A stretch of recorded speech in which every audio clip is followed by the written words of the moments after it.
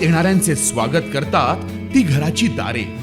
आपले घर, बंगला, ऑफिस, फार्म हाऊस यासाठी सुंदर डिझाईन केलेली jumbo French door, safety door आणि तीही 18 गेज GI सेक्शन मटेरियल वापरून आणि 80 मायक्रॉन पावडर कोटिंग केलेली, संपूर्णपणे मेंटेनन्स फ्री.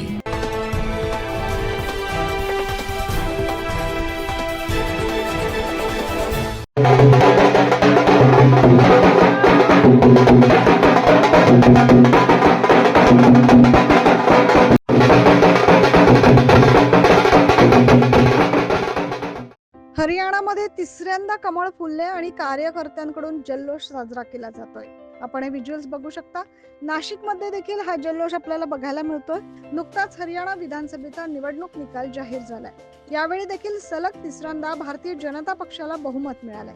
त्यामुळे देशभरात भारतीय जनता पक्षाकडून आनंदोत्सव साजरा केला जातोय. नाशिकमध्ये देखील भारतीय जनता पक्षाच्या वतीनं ढोल ताशांच्या गजरात जल्लोषात एकमेकांना पेढे भरवत आनंदोत्सव साजरा करण्यात आला. यावेळी भारतीय जनता पक्षाचा विजय असो अशी जोरदार घोषणाबाजी देखील करण्यात आली.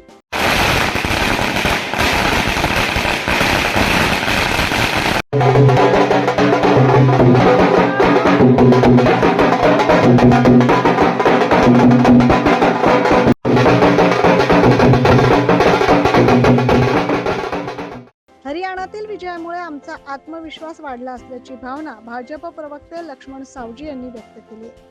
लोकसभाच्या निकालांच्या नंतर विरोधी पक्षाने जे खोट्या पद्धतीने प्रचार करून यंत्रणा राबवून एक इमले रचले होते, मनसुबे रचले होते की आता सगळं आमचंच आहे बुवा. परंतु आजच्या हरियाणाच्या निकालानं दाखवून दिलंय की विरोधी पक्षानं खोटा प्रचार करून काही उपयोग होणार नाही.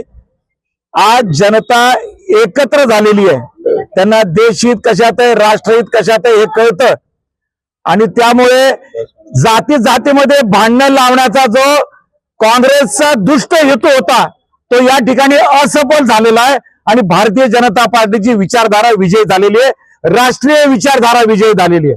त्यामुळे हरियाणाच्या निकालामुळे महाराष्ट्रामध्ये तुमचं कसं पानिपत होईल त्याची ही नांदी हे विरोधकांनी लक्षात ठेवावं. हरियाणा पाठोपाठ आता येणाऱ्या महाराष्ट्र विधानसभेच्या निवडणुकीत देखील महाविकास आघाडीला धूळ चालणार असल्याचं यावेळी कार्यकर्त्यांनी मनोगत व्यक्त केलं.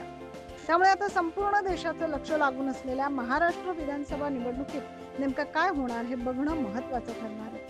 9 न्यूज महाराष्ट्रासाठी प्रतिनिधी अजीज सय्यद.